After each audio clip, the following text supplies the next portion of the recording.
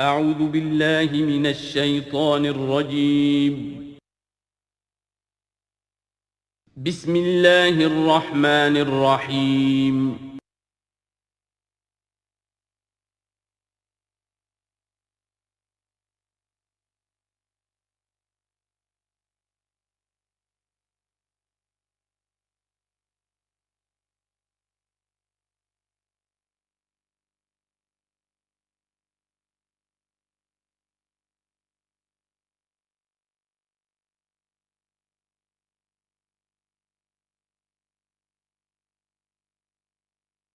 اذا جاءك المنافقون قالوا نشهد انك لرسول الله والله يعلم انك لرسوله والله يشهد ان المنافقين لكاذبون اتخذوا ايمانهم جنة فصدوا عن سبيل الله انهم ساء ما كانوا يعملون ذلك بانهم آمنوا ثم كفروا فطبع على قلوبهم فهم لا يفقهون صدق الله العظيم رب اشرح لي صدري ويسر لي امري واحلل عقدة من لساني يفقهوا قولي۔ قرآن مجید میں جو مدنی صورتوں کا یہ سب سے بڑا گلدستہ ہے، اس کے ہم 4 جوڑے پڑھ چکے ہیں، 3 جوڑے، سورہ حدید اور سورہ مجادلہ، پھر سورہ حشر اور سورہ ممتحنہ، پھر مرکزی جوڑا سورہ صف اور سورہ جمعہ۔ سورہ صف میں میں نے ایک بات کہی تھی کہ بعد میں جائزہ لے لیں گے، اگر تو ایمان حقیقی اور جہاد فی سبیل اللہ کا راستہ انسان اختیار کرے، وہ تجارت جو اللہ نے بتائی ہے، هل ادلکم علی تجارت تنجیکم من عذاب علیم، اس کا کیا حل ہے، کیا تجارت ہے؟ تؤمنون باللہ ورسولہ وتجاہدون فی سبیل اللہ باموالکم وانفسکم، یہ اگر کرتے ہو تو عذاب علیم سے بھی چھٹکارا ہے، تمہارے گناہ بھی معاف کر دیے جائیں گے، جنتوں میں داخل کیے جاؤ گے، مساکن طیبۃ فی جنات عدن دیے جاؤ گے۔ ایک خاص حد تک تمہارے ایمان اور عمل صالح کی جب ہم جانچ پرکھ کر لیں گے اور ثابت ہو گئے کہ تم نے حق ادا کر دیا، تو دنیا میں نصرت بھی آئے گی، فتح بھی ملے گی، اور سب سے بڑی بات یہ کہ تم اللہ کے مددگار قرار پاؤ گے۔ نہیں کرتے ہو اور ایمان کے دعوے ہیں اور اللہ سے محبت کے اور رسول سے عشق کے، تو کبر مقتا عند اللہ ان تقولوا ما لا تفعلون، اللہ تعالیٰ کی بیزاری شدید ہوتی چلی جا رہی ہے تمہارے اس طرز عمل پر، اور آگ سے چھٹکارا پانے کا خیال تمہارا خود ساختہ خیال ہے، امید موہوم ہے، اس لیے کہ کلام جو ہے یہ محمل کلام نہیں ہے۔ هل ادلکم علی تجارت تنجیکم من عذاب علیم، وہ تجارت تمہیں بتائی جائے جو عذاب علیم سے چھٹکارا دلا دے، وہ نہیں کرتے ہو اور چھٹکارا ہو گیا تو پھر یہ کلام غلط ثابت ہو گیا، پھر یہ کلام محمل ہے، بے معنی ہے۔ کرتے ہو تو سب کچھ ہے، اس کو کہتے ہیں ہماری فزیولوجی میں آل اور نن لا، وہ چیز ہوگی تو پوری ہوگی، نہیں ہوگی تو زیرو ہو جائے گی، پرسنٹیج نہیں ہے بیچ میں۔ مسلز کے بارے میں یہ والنٹری مسلز جو ہوتے ہیں، ان کی کنٹریکشن جو ہوتی ہے آل اور نن، اگر تو سٹیمولس پورا مل جائے گا تو پوری کنٹریکشن ہوگی، اور اگر وہ سٹیمولس جو ہے کم ہے تو بالکل نہیں ہلے گا وہ، یہ نہیں کہ وہ درمیان میں، آل اور نن لا۔ اچھا، اس کے لیے جو آدمی چاہیے کیسے ٹرین کرنا، کیسے تیار کرنا، وہ سورہ جمعہ۔ اب یہ جو دوسرا، بلکہ کہنا چاہیے کہ جو چوتھا جوڑا آ رہا ہے، اس میں ایک تو ترتیب آپ الٹی دیکھ رہے ہیں، پہلے آ رہی ہے وہ سورت جس میں کہ تسبیح کا ذکر نہیں ہے، بعد میں آئے گی سورہ تغابن جس میں تسبیح کا ذکر ہے۔ دوسری بات یہ کہ یہاں نفاق کا تذکرہ ہے اور سورہ تغابن میں ایمان حقیقی پر جامع ترین سورت ہے۔ میں نے آپ کو پہلے ہی بتایا تھا کہ وہ مباحث، اب نفاق کی جو بحثیں آئی ہیں سورہ نساء اور سورہ توبہ کا تو اکثر حصہ اس پر مشتمل ہے، اور بھی تقریباً تمام مدنی صورتوں کے اندر وہ ذکر موجود ہے، کہیں ذرا ڈھکا چھپا ہے جیسے سورہ بقرہ میں، کہیں کھلم کھلا ہے، اعلانیہ ہے۔ اسی طریقے سے ایمان کی بحثیں تو پوری مکی قرآن میں پھیلی ہوئی ہیں، اور اس کے بلکہ اور خلاصے نکال کر بہترین جو ہے مدنی قرآن میں بھی لکھ دیے گئے ہیں، آیات الآیات ہے، آیت الکرسی ہے۔ لیکن ایک خلاصہ 11 آیتوں پر مشتمل نفاق کی حقیقت پر یہ سورہ منافقون، یہ منفی ہے، مثبت شے کیا ہے؟ ایمان۔ 18 آیتوں پر مشتمل جامع ترین سورت قرآن حکیم کی ایمان کے موضوع پر سورہ تغابن۔ نفاق کے بارے میں چند باتیں سمجھ لیجئے جو اگرچہ پہلی بحث میں بہت آ چکی ہیں، لیکن آج پھر میں بتا دینا چاہتا ہوں۔ نفاق کی دو قسمیں، ایک وہ شخص جو شعوری طور پر دھوکہ دینے کے لیے ایمان لایا، وہ شروع ہی سے منافق ہے، ایک دن بھی اسے ایمان کی لذت نصیب ہوئی نہیں۔ سورہ آل عمران میں اس کی مثال موجود ہے، سازش کی، صبح کو ایمان لاؤ شام کو مرتد ہو جانا، تاکہ یہ اسلام کی جو ساکھ بن گئی ہے، گڈ ول بن گئی ہے، یہ ختم ہو جائے۔ تو ظاہر بات ہے جیسے کہ فرمایا گیا سورہ مائدہ میں وَقَدْ دَخَلُوا بِالْكُفْرِ وَهُمْ قَدْ خَرَجُوا بِهِ، وہ کفر کے ساتھ ہی داخل ہوئے تھے اور کفر کے ساتھ ہی نکل گئے، ان پہ ایک لمحہ بھی ایمان حقیقی کا آیا ہی نہیں۔ یہ بہت کم لوگ تھے اس قسم کے منافق۔ اصل منافق جو وہ کون تھا؟ دعوت آئی، دعوت نے قبول، دل نے قبول کیا، بات ٹھیک ہے، صحیح بات ہے، چلو پیش قدمی کرو، لیکن تھے کم ہمتیں، بزدل، تھڑ دلے۔ اب ظاہر بات ہے یہ دعوت تھی انقلابی دعوت، انقلابی دعوت میں تصادم کے مراحل آتے ہیں، اور وہاں جو ہے تکلیفیں، آزمائشیں، مصیبتیں، ایثار مال، بذل نفس، یہاں تک کہ وہ مرحلہ بھی آ سکتا ہے کہ نقد جان ہتھیلی پر رکھو اور میدان میں آ جاؤ۔ اب جو ذرا کمزور لوگ تھے ان کی ٹانگیں ذرا ہلنی شروع ہوئی، کپ کپی۔ پہلا مرحلہ یہ ہوا ان میں کہ انہوں نے اپنی قصور کو ماننا، ہم سے خطا ہو گئی، غلطی ہوئی۔ یہ سورہ توبہ میں پڑھ چکے ہیں، خلطوا عملا صالحا وآخر سیئا۔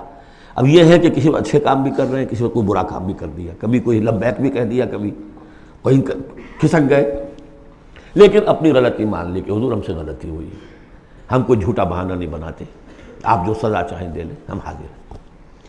اس درجے کو کہیں گے ضعف ایمان، یہ نفاق نہیں ہے، ضعف ایمان۔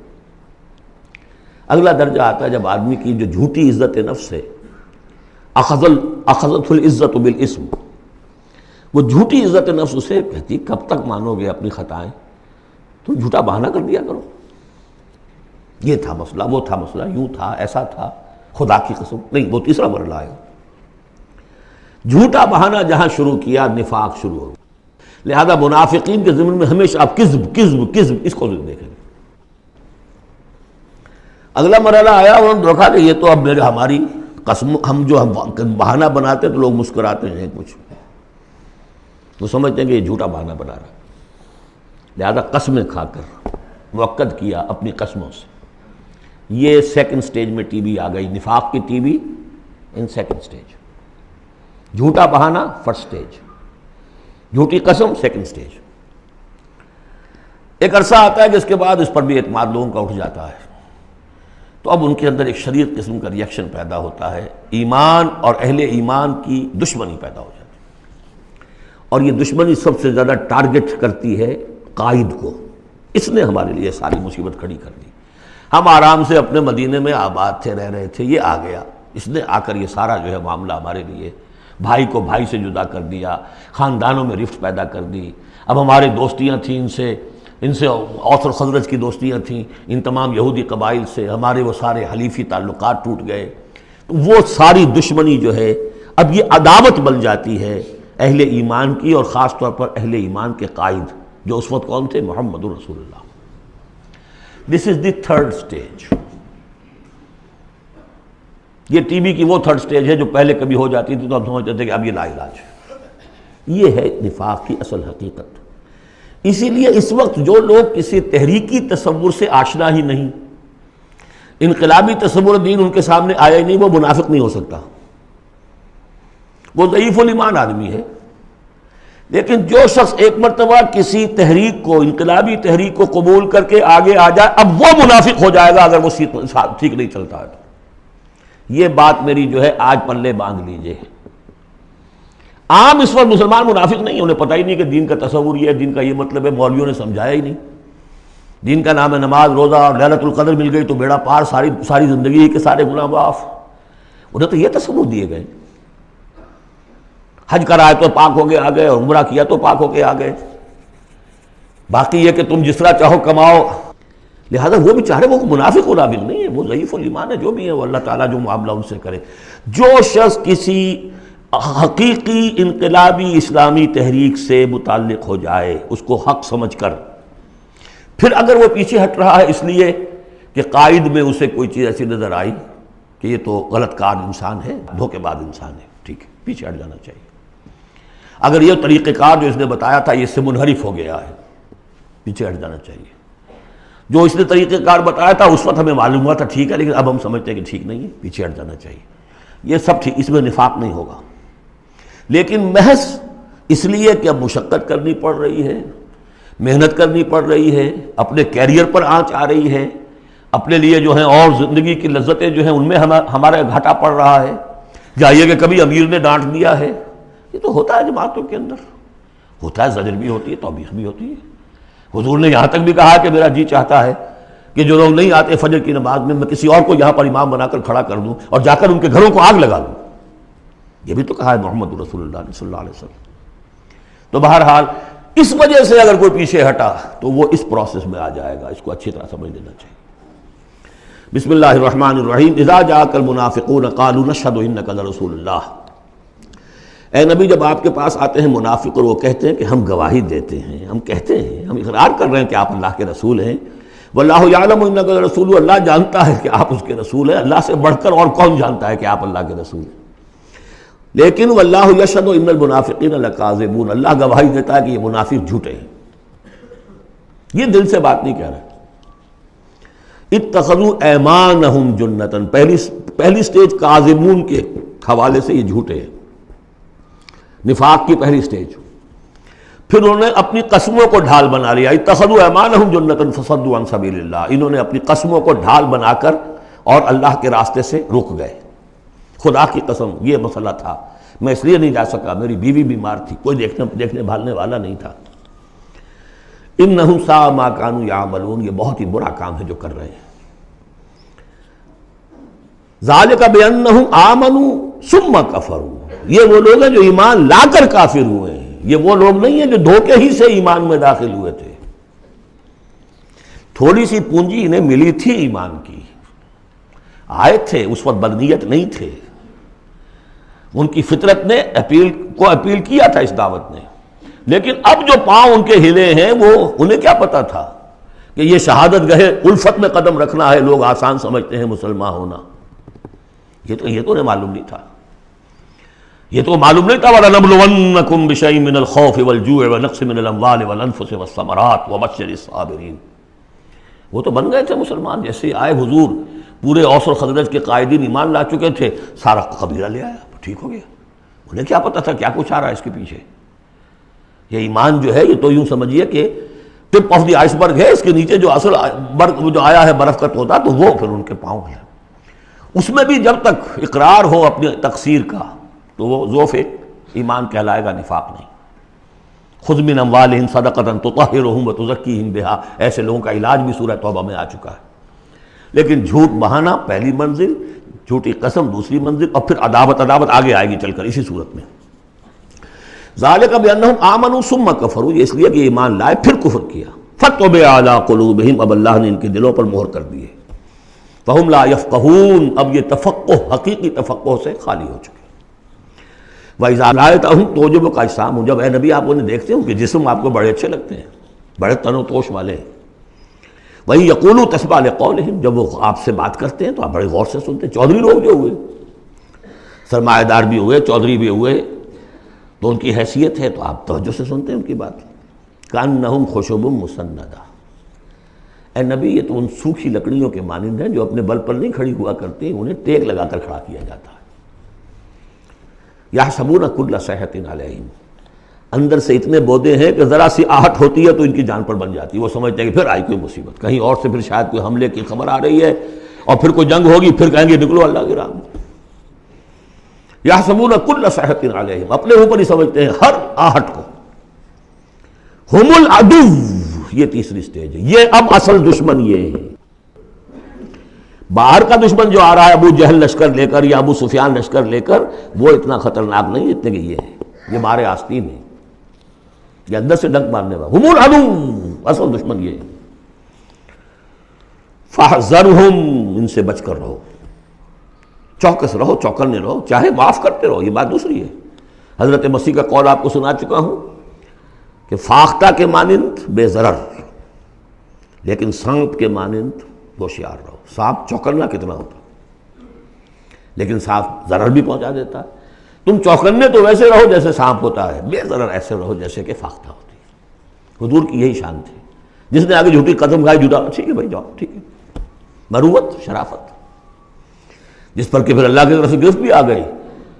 عفا اللہ عنک لما اذنت لہم، اللہ معاف کرے آپ کو، یا اللہ نے آپ کو معاف کر دیا، کیوں آپ نے ان کو اجازت دے دی؟ قاتلہم اللہ انا یوفکون، اللہ ان کو قتل کرے، گردن مارے اللہ ان کی، کہاں سے یہ پھرائے جا رہے ہیں۔ یعنی قسمت کی خوبی دیکھیے، ٹوٹی کہاں کمند، دو چار ہاتھ جب کہ لبے بام رہ گیا۔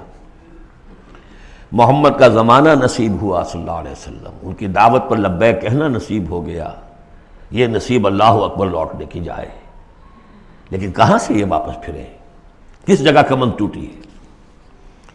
وَإِذَا قِيلَ لَهُمْ تَعَالَوْا يَسْتَغْفِرْ لَكُمْ رَسُولُ اللَّهُ، جب ان سے کہا جاتا آؤ بھائی غلطی مان لو اپنی، تو اللہ کے رسول تمہارے لیے استغفار کریں گے۔ تو رسول کی دشمنی تو ان کے دل میں بنی ہوئی ہے، کیسے آئیں؟ جب کہا جاتا آؤ تمہارے لیے اللہ کے رسول استغفار کریں گے اللہ سے، لووا رؤوسہم، وہ اپنے سروں کو مٹکا، جی جی جی آئیں گے ٹھیک ہے ذرا میں بعد میں آؤں گا، ورأیتہم یصدون وہم مستکبرون، اور آپ دیکھتے ہیں انہیں کہ وہ رک جاتے ہیں، آتے نہیں، تکبر ہے، مستکبرون۔ اب نبی کے سامنے جا کے روز روز اپنی خطاؤں کو ہم اعتراف کرتے رہے، ہماری بھی کوئی عزت نفس ہے؟ یہ کیا ہے جس وقت چاہا ہمیں ڈانٹ دیا؟ آخر یہ کہ عزت نفس ہے ہماری بھی۔ سواء علیہم استغفرت لہم ام لم تستغفر لہم، برابر ہے ان کے لیے نبی، چاہے آپ استغفار کریں چاہے نہ کریں، لن یغفر اللہ لہم، اللہ ان کو ہرگز معاف نہیں کرے گا۔ اس سے اگلی سٹیج میں یہ آیت آ چکی ہے سورہ توبہ میں، استغفر لہم او لا تستغفر لہم ان تستغفر لہم 70 مرۃ فلن یغفر اللہ لہم۔ اب اے نبی ان کے لیے تو چاہے آپ استغفار کریں چاہے نہ کریں، آپ 70 مرتبہ بھی استغفار کریں گے تب بھی اللہ ان کو معاف نہیں کرے گا۔ اور حضور کی مربت دیکھیے، حضور فرماتے ہیں کہ اگر مجھے یہ معلوم ہوتا کہ 70 سے زیادہ مرتبہ استغفار کرنے سے ان کی نجات ہو جائے گی تو میں 70 سے زیادہ مرتبہ استغفار کرتا، لیکن یہاں 70 مراد نہیں ہے، 70 سے مراد جتنی چاہے آپ استغفار کر لیں۔ ہم الذین، اب یہ عداوت کا جو ہے ان کا جو نقشہ ہے، یہ واقعات پیش کیے جا رہے ہیں۔ ایک غزوے سے واپسی پر دو مسلمانوں کی کچھ لڑائی ہو گئی، ایک مہاجر تھے اور ایک تھے انصاری۔ اب وہ پانی بھرنے پر کہیں، بلکہ ان کی بھی نہیں، ان کے خادموں کی لڑائی ہو گئی تھی۔ اس کو وہاں منافقوں نے اچھال دیا، مہاجرین اور انصار کا جھگڑا بنا دیا، اور کہا اس وقت آ کے عبداللہ ابن ابی نے کہ دیکھو تم نے اصل میں اے انصار، اے مدینے والو، یثرب والو، تمہاری مثال تو وہی ہے جو کہتے ہیں کہ سمن کلبک یا کلوک، اپنے کتے کو کھلا پلا کے موٹا کرو، کس کا بھی تمہیں ہی کاٹے گا۔ تم نے ان کو جگہ دی، پناہ دی، کھلایا پلایا، اب یہ تمہارے سر کو آ رہے ہیں، غریبانوں کو آ رہے ہیں۔ خدا کی قسم اگر ہم اب مدینے پہنچ گئے تو ان ذلیلوں کو وہاں سے نکال باہر کریں گے۔ ان کی یہ جرت، انصاری کا خادم اور ایک مہاجر کا خادم لڑے ایک انصاری کے خادم سے، ہم نے پناہ دی، اپنے ٹکڑے کھلائے ان کو، اپنی جگہ دی، اور آج یہ ہمارے سروں کو آ رہے ہیں، ہمارے منہ کو آ رہے ہیں۔ یہ بکواس اس نے کی۔ وہاں موجود تھے ایک نوجوان زید بن ارقم، انہوں نے جا کے حضور کو بتا دیا۔ حضور نے بلایا، نہیں جی جھوٹ پتہ میں نے نہیں کہا، یہ چھوکرے نے پتہ نہیں کہاں سے سن لیا، یہ چھوکرا کیا ہے یہ، اور آپ اس کی بات مان رہے ہیں میرے معاملے میں۔ خاموش رہے حضور۔ پھر یہ آیات اتر گئیں جس نے چھوکرے کو صحیح ثابت کیا کہ کہا انہوں نے یہ۔ تو حضور نے فرمایا کہ لڑکے کے کان نے غلط نہیں سنا تھا، لیکن ایک بات نوٹ کر لیجئے، ان معاملات میں بھی حضور کوئی اقدام نہیں کر سکے عبداللہ ابن ابی کے خلاف، یہ نوٹ کرنے کی بات ہے۔ یہ جو لوگ سمجھتے ہیں کہ مکمل سٹیٹ قائم ہو چکی تھی مدینے میں، فوراً حضور کے جاتے ہی بڑی حماقت کے اندر مبتلا ہے۔ یہ ضرور ہے کہ حضور کو وہاں ایک حیثیت حاصل ہو گئی، لیکن جو تصور ہمارا ہے اس زمانے میں سٹیٹ، ریاست میں کبھی یہ ہو سکتا ہے کہ فوج میں سے 1000 میں سے 300 بھاگ جائیں اور ان سے کوئی باز پرس بھی نہ ہو بعد میں؟ Is it possible؟ آج کی جدید ریاست میں کہیں یہ ممکن ہے؟ کہ آپ کہیں اور عدالت کسی اور عدالت میں اپنا مقدمہ لے جائیں، محمد کی عدالت میں نہیں جانا جی، ہمیں تو یہودیوں کی عدالت میں جانا ہے۔ منافقین یہ کرتے تھے، کوئی پکڑ نہیں تھی۔ پکڑ کب شروع ہوئی ہے؟ فتح مکہ کے بعد۔ اب یہ اس کی خوش قسمتی تھی عبداللہ ابن ابی کہ اس سے پہلے یہ واصل جہنم ہو گیا خود ہی، ورنہ یہ کہ فتح مکہ کے بعد ریاست قائم ہوئی ہے۔ یہی وجہ کہ اس کے بعد پھر جب جنگ کا اعلان ہوا ہے تو جو نہیں گئے ان سے باس پرس ہوئی ہے، حساب کتاب ہوا، اس سے پہلے نہیں۔ تو اصل میں اسٹیٹ جو ہے عبداللہ ابن ابی کا یہاں پہ بھی خاموش۔ ایک موقع پر جب کہ تہمت کا معاملہ چل رہا تھا تو ایک دفعہ حضور کے زبان مبارک سے ایسے الفاظ میں نکل گئے، دکھا دل، کہ کیا کوئی شخص نہیں ہے کہ جو مجھے اس ایذا رسان شخص جو ایذا پہنچا رہا ہے اس کی ایذا سے بچا سکے۔ اب اندیا ظاہر تھا صاف کہ کیا کوئی شخص اس کو قتل نہیں کر سکتا۔ اب واقعات مختلف آتے ہیں۔ ایک واقعے میں تو یہاں تک آتا ہے کہ سعد ابن معاذ موجود تھے، انہوں نے کہا کہ حضور آپ مجھے حکم دیجئے میں قتل کرتا ہوں اس کو۔ سعد ابن عبادہ تھے، وہ خزرج میں سے تھے، وہ فوراً تم یہ اس لیے کہہ رہے ہو کہ وہ خزرج کا آدمی ہے۔ تو معلوم یہ ہوا کہ وہ جو قبائلی عصبیتیں تھیں کسی نہ کسی درجے میں ابھی موجود تھیں، ایک دن میں صاف نہیں ہوتی یہ چیزیں۔ پھر حضرت سعد ابن عبادہ کہتے ہیں حضور سے، حضور اس شخص کے معاملے میں نرمی کیجئے، اصل میں اس شخص کو ہم بادشاہ بنانے کا فیصلہ کر چکے تھے، اس کے لیے ہم تاج تیار کر چکے تھے، آپ آئے تو اس کے سارے خواب جو ہیں وہ بکھر گئے۔ اس کا ایک طرز عمل ہے، لیکن یہ کہ اس کا اثر ہے ہمارے قبیلے میں۔ حکمت اور مصلحت کا تقاضا یہ ہے کہ اس کے خلاف اقدام نہ کیا جائے۔ یہ بات سمجھ میں، ابھی ریاست اس درجے کی نہیں تھی کہ ان تمام چیزوں کو بالکل، ان مصلحتوں کو بالکل نظر انداز کرتے ہوئے جو قدم چاہے اٹھا دیں، یہ نہیں۔ اب کتنا بڑا کفر ان کا چلا آ رہا ہے یہاں پر۔ ہم الذین یقولون لا تنفقوا علی من عند رسول اللہ حتی ینفضوا، یہی ہیں وہ لوگ جو کہتے ہیں کہ مت خرچ کرو ان پر جو اللہ کے رسول کے گرد جمع ہو گئے ہیں، دیکھنا ان بستیوں کو تم کے ویراں ہو گئیں، یہ سب بھاگ جائیں گے اگر تم ان کے اوپر خرچ نہ کرو۔ حتی ینفضوا، یہاں تک کہ وہ منتشر ہو جائے۔ وَلِلَّهِ خَزَائِنُ السَّمَاوَاتِ وَالْأَرْضِ، حالانکہ اصل خزانے کائنات کے آسمان اور زمین کے اللہ کے اختیار میں ہیں، وَلَٰكِنَّ الْمُنَافِقِينَ لَا يَفْقَهُونَ، لیکن ظاہر بات ہے کہ منافقین اس کا فہم نہیں رکھتے۔ يَقُولُونَ لَئِن رَجَعْنَا إِلَى الْمَدِينَةِ لَيُخْرِجَنَّ الْأَعَزُّ مِنْهَا الْأَذَلَّ، اور وہ کہتے ہیں اگر ہم مدینے لوٹ گئے، اب چونکہ فوج واپس آ رہی تھی ایک جنگ سے، اب جب مدینے پہنچ جائیں گے تو لازماً جو عزت والے ہیں نکال باہر کریں گے ان ذلیلوں کو، اور ذلیل سے مطلب کمزور، ذلیل کا مطلب جو ہے وہ ہماری زبان میں جو ہوتا ہے کمینہ، وہ نہیں ہے، کہ ان کو ہم نکال باہر کریں گے۔ وَلِلَّهِ الْعِزَّةُ وَلِرَسُولِهِ وَلِلْمُؤْمِنِينَ، حالانکہ عزت تو اللہ کی ہے اور اہل ایمان کی ہے، اللہ کے رسول کی ہے اور اہل ایمان کی ہے۔ وَلَٰكِنَّ الْمُنَافِقِينَ لَا يَعْلَمُونَ، لیکن یہ منافق جانتے نہیں۔ لیکن ہوا یہ کہ جب یہ قول پہنچا ہے، عبداللہ ابن ابی کے بیٹے کا نام بھی عبداللہ ہے، وہ بڑے مخلص نوجوان، خالص، صادق القول، صادق الایمان، انہیں معلوم ہے میرے باپ نے یہ کہا ہے، تو مدینے میں دروازے میں کھڑے ہو گئے ننگی تلوار لے کر، اپنے باپ سے کہا ہے کہ جب تک تم یہ نہیں مانو گے کہ تم ذلیل ہو، عزت ہے اللہ کے لیے اور اس کے رسول کے لیے اور اہل ایمان کے لیے، اس وقت تک مدینے میں گھسنے نہیں دوں گا۔ فریاد بھی کی، حضور سے بھی کہا، لیکن پھر کہنا پڑا اس کو کہ ہاں اللہ، اس کا رسول اور اہل ایمان عزت والے ہیں، ہم ذلیل ہیں، تب داخل ہوں گے۔ اب اگلی 3 آیات جو دوسرے رکوع کی ہیں اس میں اس کا علاج ہے۔ علاج جو ہے ایک پریونٹیو ہوتا ہے، کیوریٹیو۔ پریونٹیو یہ ہے کہ اس مرض کی چھوت نہ لگے، ٹیکہ لگاؤ، اسمال پاکس کا ٹیکہ لگا دو، چھوت نہیں لگے گی۔ ایک یہ کہ اگر ہو ہی جائے تو پھر یہ ہے کہ اس کا علاج۔ پریونٹیو کیا ہے؟ یا ایھا الذین آمنوا لا تلھکم اموالکم ولا اولادکم عن ذکر اللہ، اہل ایمان تمہیں غافل نہ کرنے پائیں تمہارے اموال اور تمہاری اولاد اللہ کی یاد سے۔ ومن یفعل ذلک فاولئک ھم الخاسرون، اور جو کچھ یہ کریں گے تو وہی خسارے میں رہیں گے۔ اب ذکر سے مراد صرف وہ ذکر نہ سمجھیے تسبیح، اللہ یاد رہے، اپنا فرض یاد رہے، آدمی چاق و چوبند رہے، اپنے فرض کی ادائیگی کے لیے کمر بستہ رہے، یہ سب ذکر میں۔ جہاد سے غافل نہ کر دیں تمہارے مال اور اولاد، ان میں اتنا انہماک ہو جائے کہ وقت ہی نہیں، میں کیا کروں جی، وقت ہی نہیں، وقت کہاں سے آئے گا؟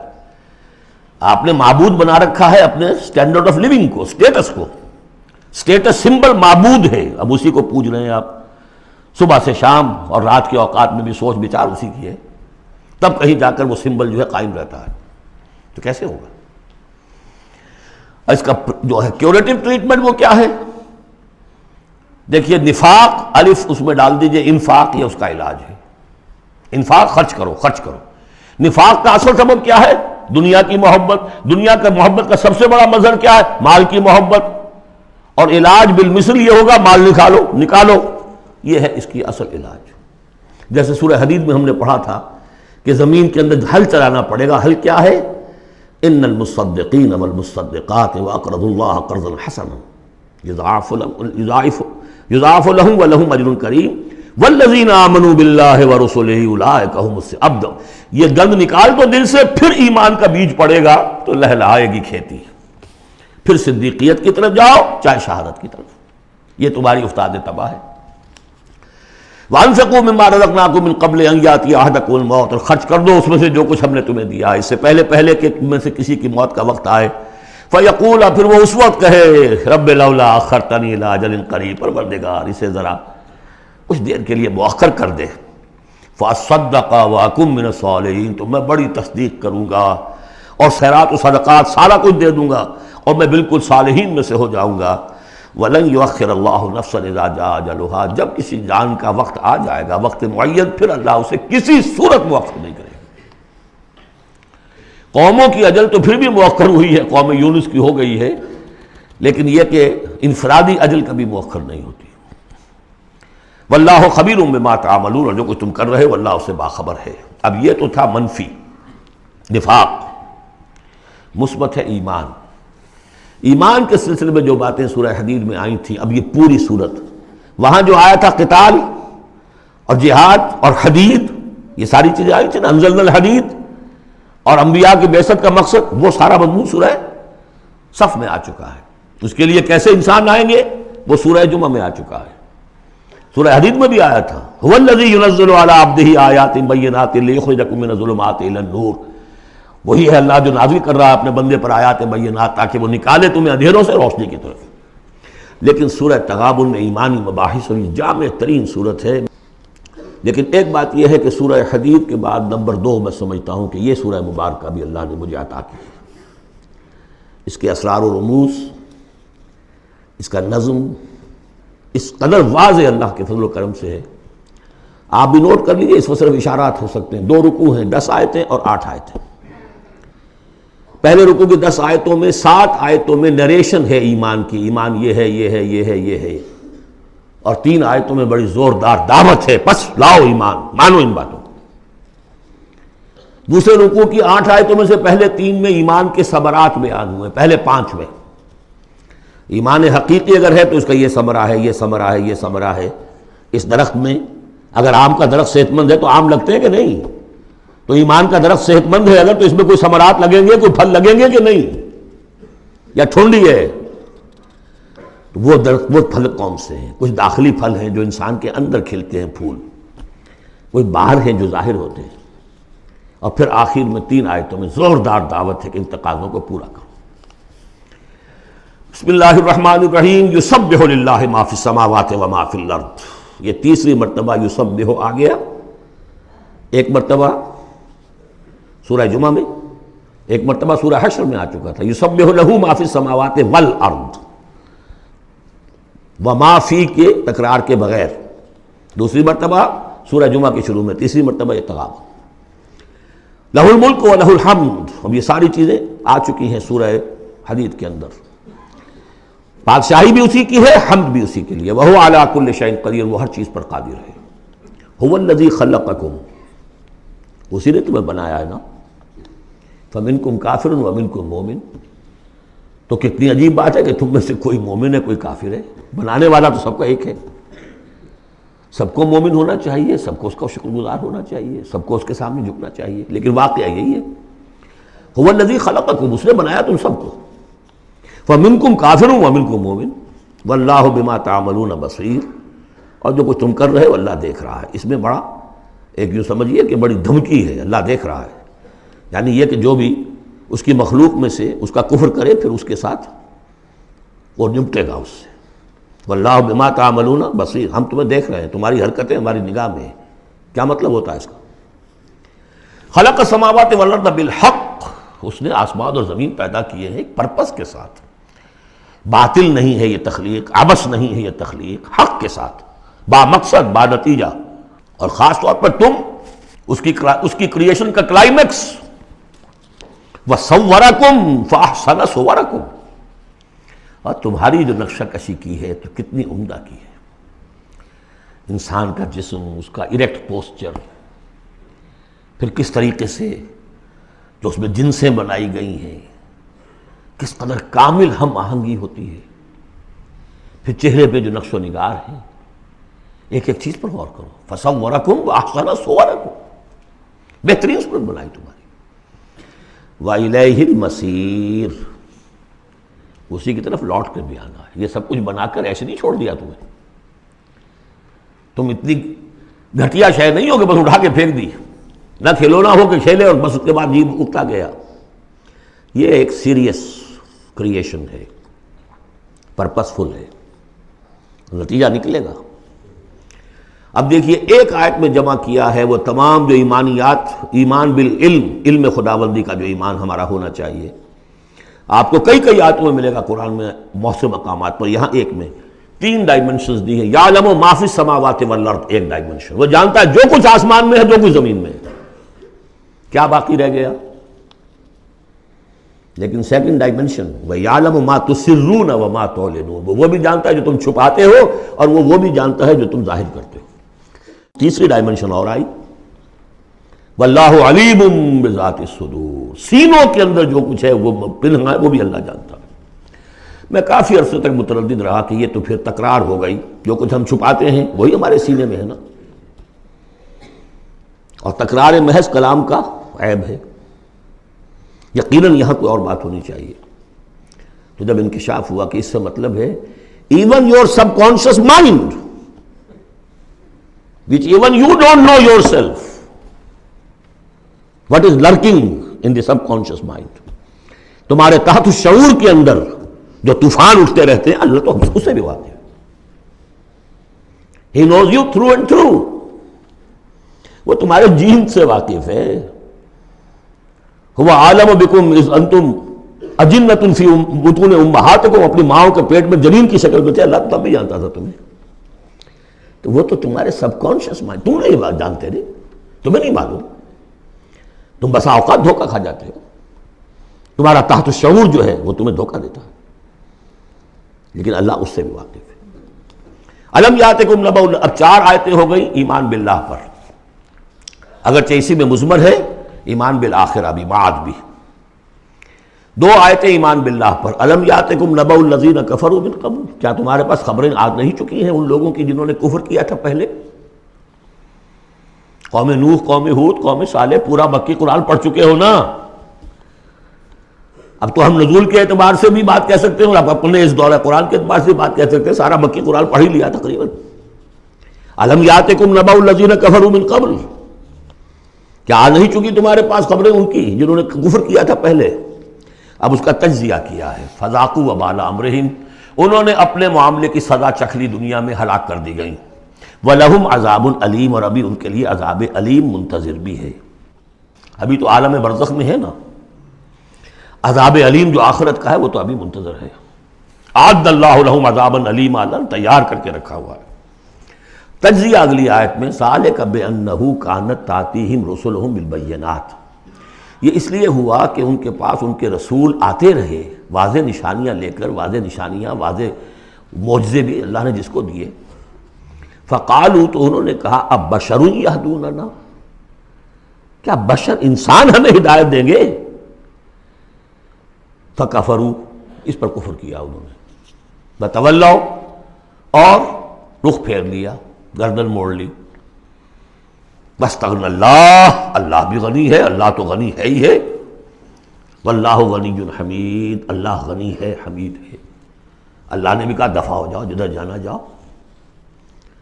اب یہاں آیا بہت باریک نکتہ، شاید آپ کو بھی وہ برا لگے، اچھا نہ لگے۔ دیکھیے ایک ہی بیماری ہوتی ہے،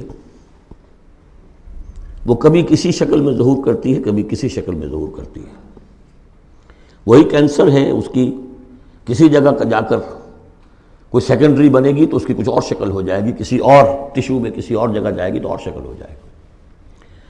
بیماری یہی ہے کہ جب رسول آتے تھے تو لوگوں نے کہا یہ تو بشر ہیں، رسول کیسے ہو سکتے ہیں؟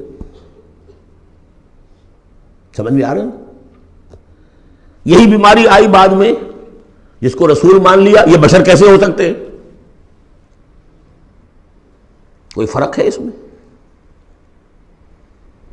وہاں بشر سامنے تھا، ہاتھ پاؤں والا، اس کا بیٹا ہے، اس کا پوتا ہے، اس کا پڑپوتا، ہم جانتے ہیں اس کو، کون ہے یہ وہی تو ہے نا، بشر سامنے تھا۔ بشریت کی بنا پر رسالت کا انکار، نبی کیسے ہو سکتا؟ اور جس نے نبی مان لیا خدا بناؤ، یا تو اس کو خدا کا بیٹا تو بناؤ کم سے کم، اور نہیں تو کم سے کم بشریت سے تو نکالو اس کو۔ ایک ہی مرض ہے، ایک ہی مرض ہے۔ آخر یہی کوئی تو وجہ ہے نا، قرآن کتنی دفعہ کہلواتا ہے قل انما انا بشر مثلکم یوحی الی انما الہکم الہ واحد۔ آخری آیت ہے سورہ کہف کی، اے نبی کہیے، ڈنکے کی چوٹ کہیے کہ میں ایک بشر ہوں تمہاری طرح کا۔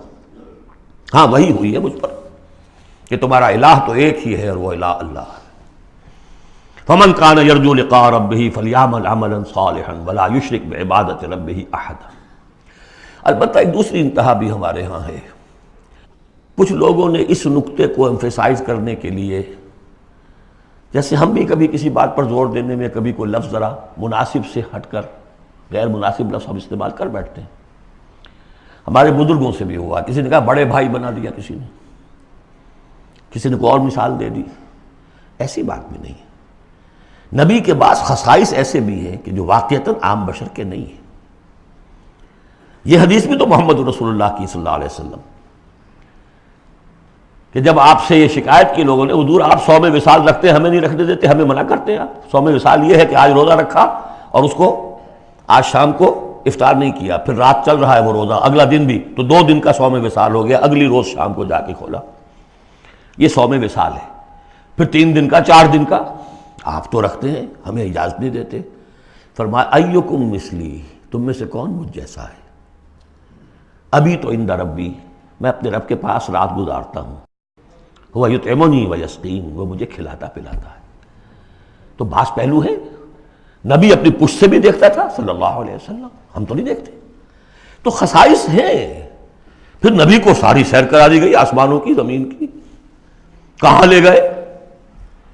عند سدرۃ المنتہی، عندہا جنت المأوی، اذ یغشی السدرۃ ما یغشی ما زاغ البصر وما طغی۔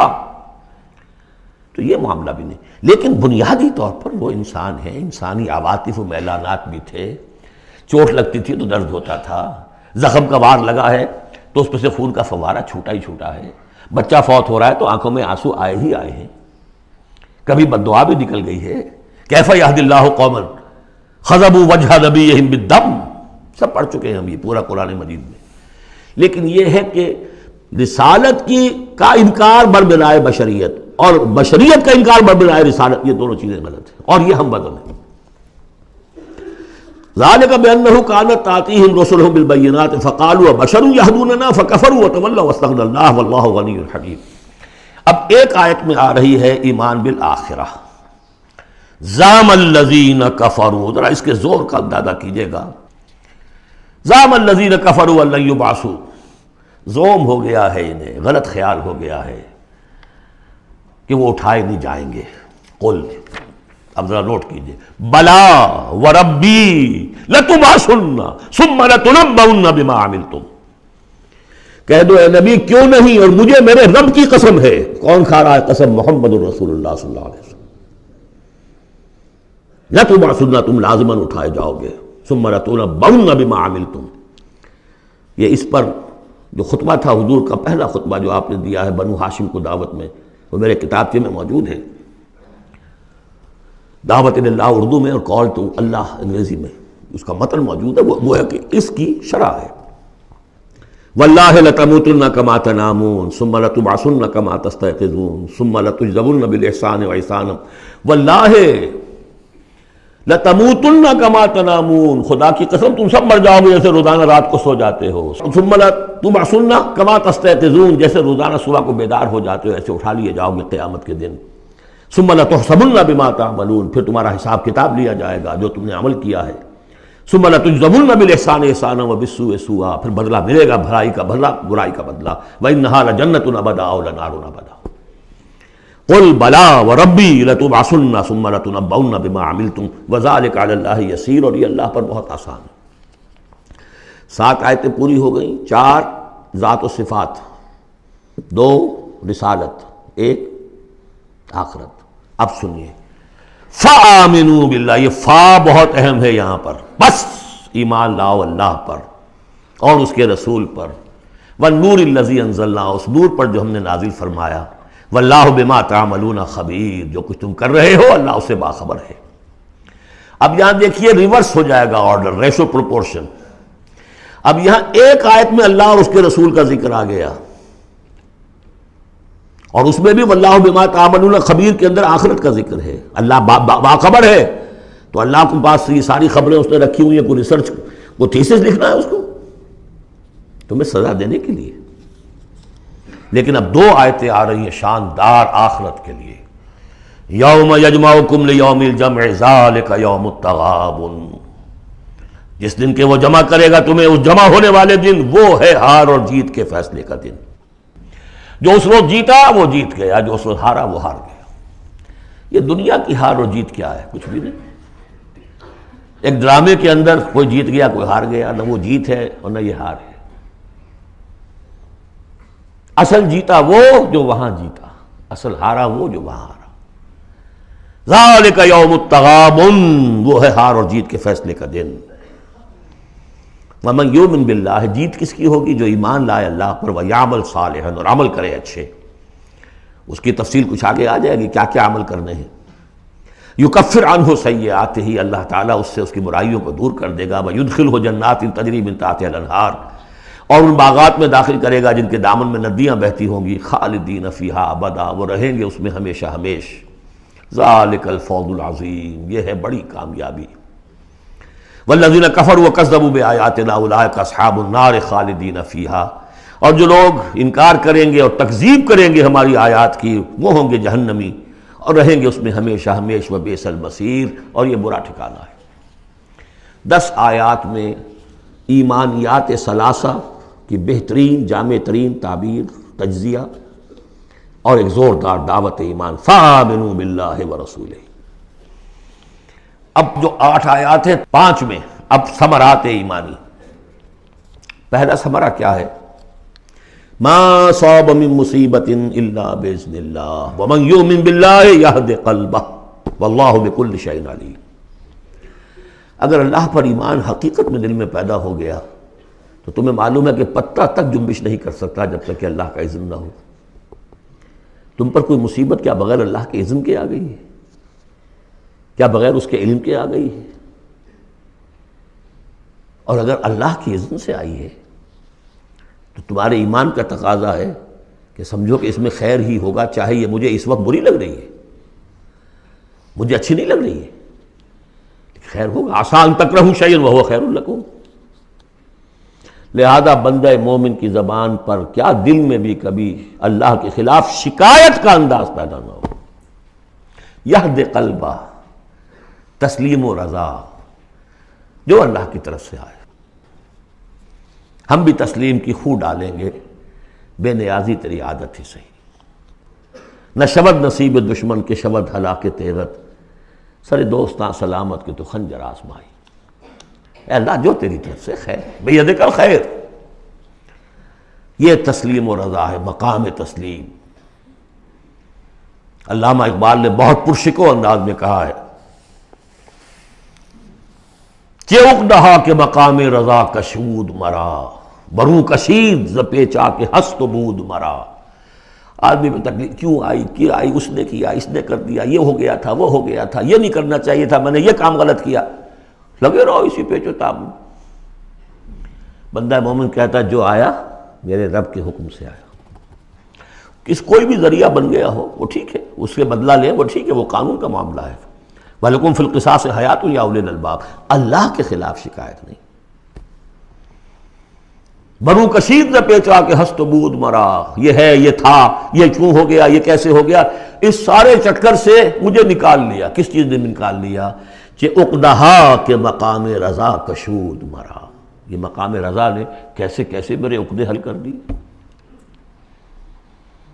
اب میں تفصیل میں جا نہیں سکتا، اس پر میرے بڑے بڑے کیسز موجود۔ یہ بتانا میں بھول گیا ہوں آپ کو کہ وہ جو منتخب نصاب جس کا میں تذکرہ کرتا آیا ہوں، یہ ساری صورتیں ان میں داخل ہیں۔ یہ اس کا چوتھا حصہ جو تھا سورہ صف، سورہ جمعہ، سورہ تغابن، سورہ منافقون، اور یہ سورہ تغابن دوسرے حصے کی صورت ہے، یہ ایمان کی حقیقت پر۔ سورہ فاتحہ، سورہ آل عمران کی آخری آیات، سورہ نور کی آیات نور، اور پھر یہ تغابن۔ تو پہلا ہے نتیجہ تسلیم و رضا۔ دوسرا نتیجہ، یہ تو اندر نکلا نا، دل کے اندر احساسات ہیں، یہ پھول اندر کھلتا ہے، باہر نظر نہیں آتا۔ باہر نظر آنے والا بڑا پھول کیا ہے؟ وَأَطِیعُوا اللَّهَ وَأَطِیعُوا الرَّسُولَ فَإِن تَوَلَّیْتُمْ فَإِنَّمَا عَلَىٰ رَسُولِنَا الْبَلَاغُ الْمُبِینُ۔ اطاعت کرو اللہ کی اور اطاعت کرو رسول کی، پھر اگر تم پیٹھ موڑ لو گے تو جان لو کہ ہمارے رسول پر سوائے صاف صاف پہنچا دینے کی کوئی ذمہ داری نہیں، باقی تمہیں خود جواب دہی کرنی پڑے گی۔ اس نے پہنچا دیا، اس نے حکم بتا دیا، اللہ کا یہ حکم ہے۔ وَأَحَلَّ اللَّهُ الْبَيْعَ وَحَرَّمَ الرِّبَا، تم پڑے رہو اپنے الجھنوں میں اور اشکالات میں، انما البیع مثل الربا، لیکن احل اللہ البیع وحرم الربا، اللہ نے حلال کیا ہے بیع کو، حرام کیا ربا کو۔ ہو آر یو، یہ ہو آر یو سے مجھے وہ شعر بھی یاد آ گیا ہے جو مقام تسلیم و رضا پر کہا ہے اکبر الہٰبادی نے۔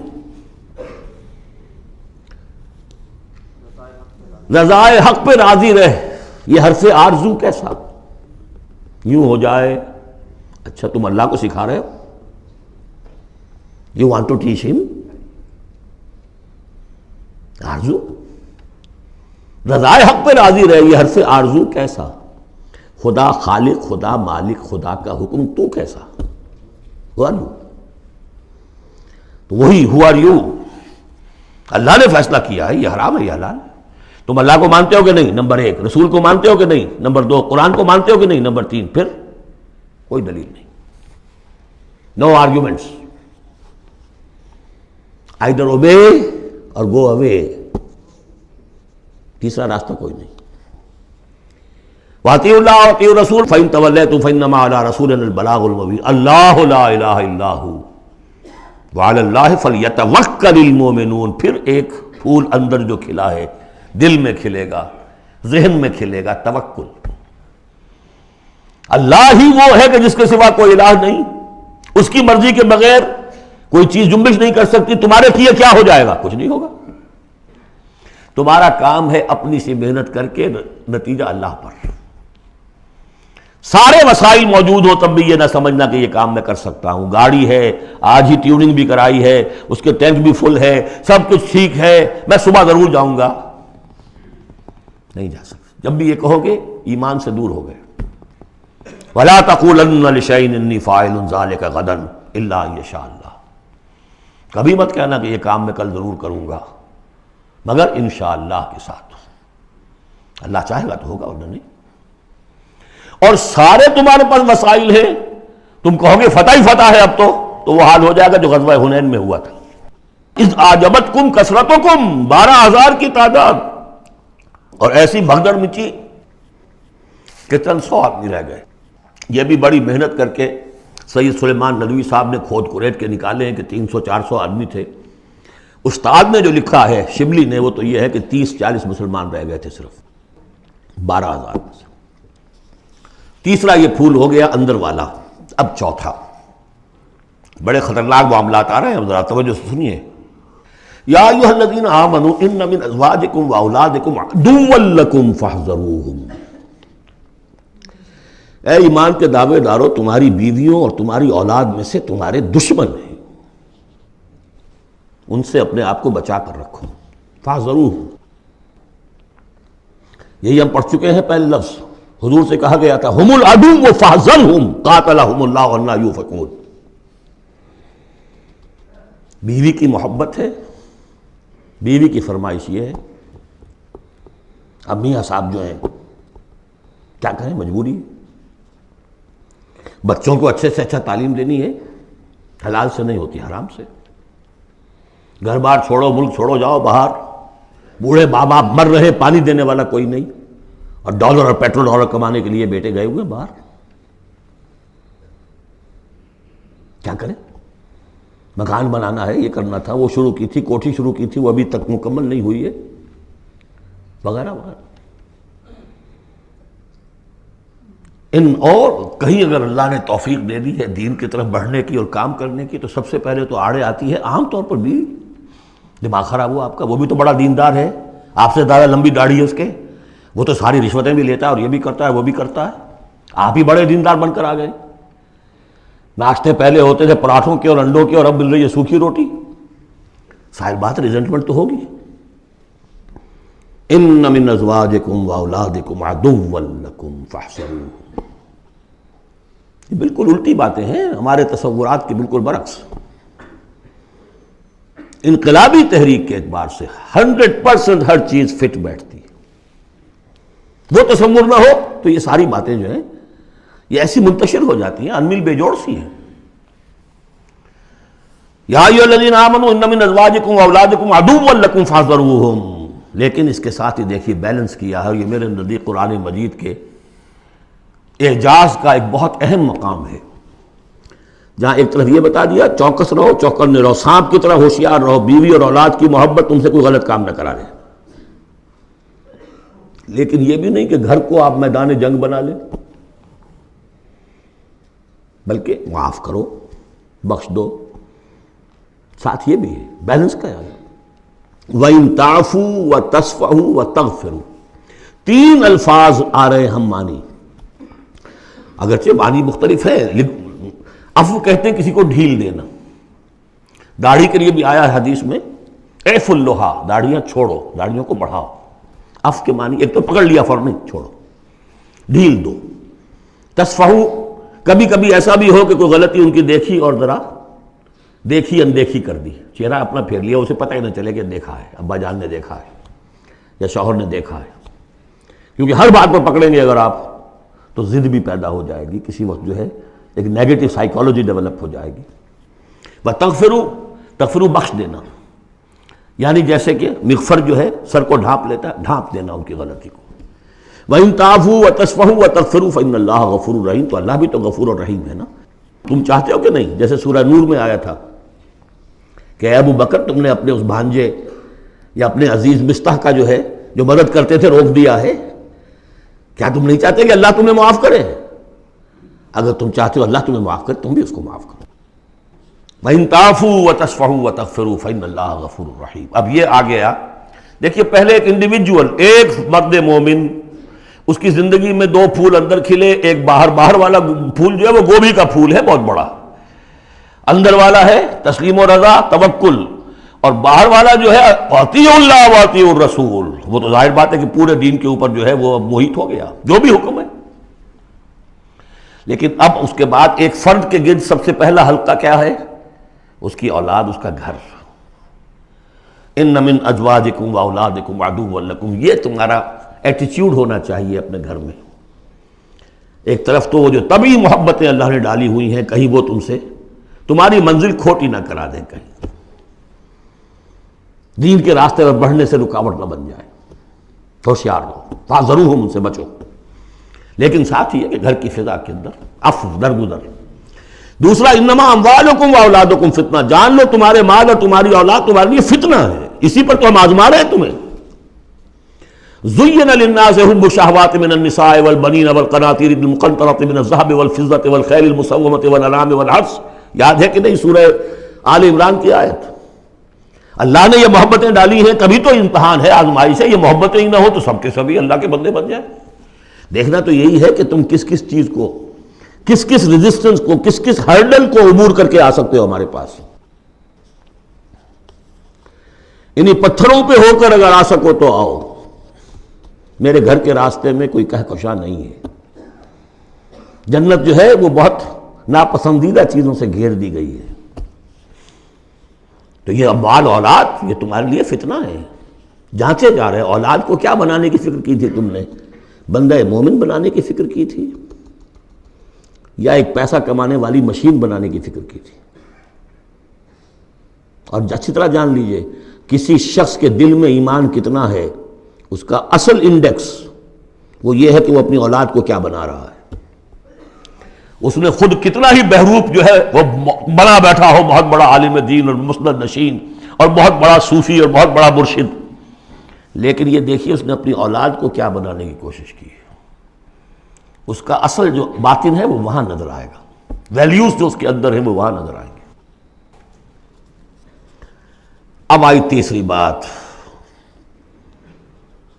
انما اموالکم واولادکم فتنہ واللہ عندہ اجر عظیم، اللہ ہی کے پاس اجر عظیم ہے۔ اولاد سے بھی تم یہ نہ سمجھنا کہ تمہارے بڑھاپے کا سہارا بن جائے گا، یہ بھی کچھ پتہ نہیں، کیا پتہ یہی اولاد بڑھاپے میں ٹھوکریں بھی مارے، ٹھوکریں اگر پاؤں سے نہیں ماریں گے زبان سے ماریں گے، سینہ تان کر کھڑے ہو کر کہیں گے، باتیں کریں گے، ابا جان کیا آپ باتیں کرتے ہیں، دقیانوسی باتیں آپ کرتے ہیں، زمانہ بدل گیا، آپ کو کیا معلوم۔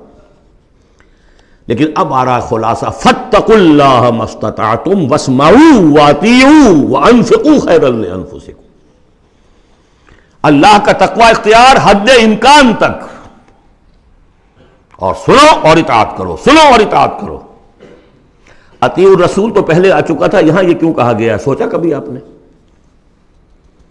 اس لیے کہ رسول کی اطاعت، رسول کے زمانے میں رسول کے امیر جس کو مقرر کیا اس کی اطاعت بھی تھی کہ نہیں؟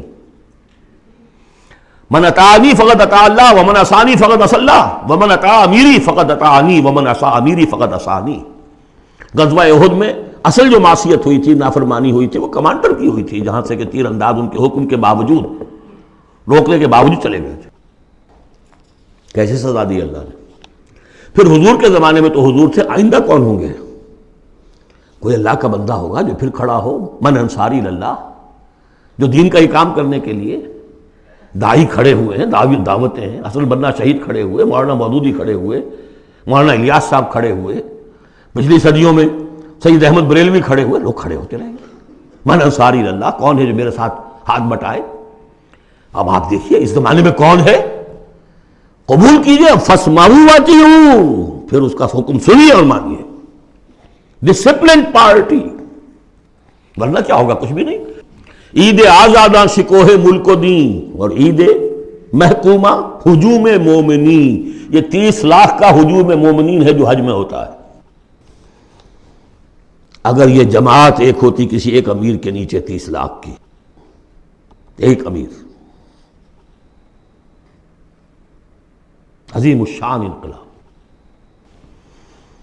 وانفقوا، اور خرچ کرو، خیرا لانفسکم، یہی تمہارے لیے، خود اپنے لیے بہتر ہے، لگا دو جو بھی کچھ دیا ہے۔ وہی دیکھیے جہاں پہ سورہ حدید، آمنوا باللہ ورسولہ وانفقوا مما جعلکم مستخلفین فیہ فالذین آمنوا منکم وانفقوا لہم اجر کبیر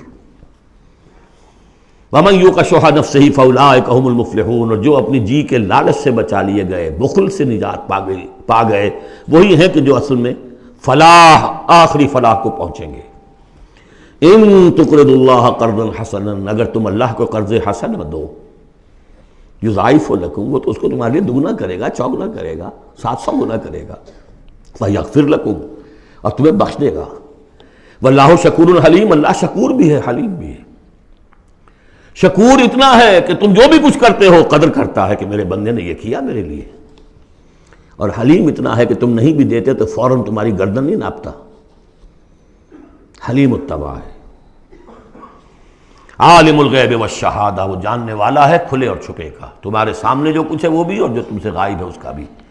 العزیز الحکیم، یہ وہ صورت تھی جس کے شروع میں العزیز الحکیم نہیں آیا تھا، یہاں اختتام پر آ گیا، وہ العزیز ہے الحکیم۔ بارک اللہ لی ولکم فی القرآن العظیم ونفعنی وإیاکم بالآیات والذکر الحکیم۔